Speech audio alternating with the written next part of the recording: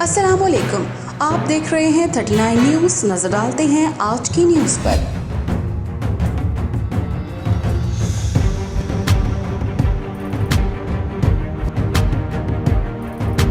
تفصیلات جانتے ہیں اپنے نمائندے سے۔ ڈپٹی کمشنر آفس شیخوپورہ میں اے ڈی پی اجلاس منعقد کیا گیا۔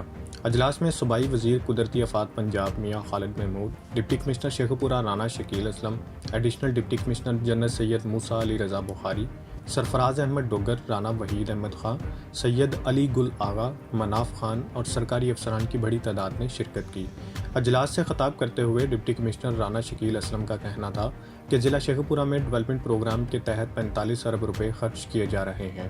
وارث شاہ یونیورسٹی، کیڈٹ کالج سمیت متعدد ترقیاتی منصوبوں پر جلد کام شروع ہو جائے گا اور 1 سال کے اندر ان منصوبوں کو مکمل کرنے کے لیے ہنگامی بنیادوں پر کام جاری رہے گا۔ اجلاس میں سرکاری افسران کو ترقیاتی منصوبوں کو فاسٹ ٹریک پر مکمل کرنے کی ہدایات جاری کرتے ہوئے ڈپٹی کمشنر کا کہنا تھا کہ ترقیاتی منصوبوں میں معیار اور مقدار کی کوتاہی کسی صورت برداشت نہیں کی جائے گی۔ اس موقع پر صوبائی وزیر قدرتی آفات پنجاب میاں خالد محمود نے کہا کہ موجودہ حکومت عوام کو تمام تر بنیادی سہولیات کی فراہمی کے لیے پورے وسائل بروئے کار لا رہی ہے اور عوام کے تمام مسائل کے حل کے لیے ترجیحی بنیادوں پر سرکاری مشینری اپنا بھرپور کردار ادا کر رہی ہے۔ ان کا مزید کہنا تھا کہ شیخوپورہ میں 10 ارب روپے کی لاگت سے سینکڑوں میل لمبی سڑکوں کا جال بچھایا جا رہا ہے جو جون تک ہر حال میں مکمل کی جائیں گی۔ مدثر شبیر خان، 39 نیوز، شیخوپورہ۔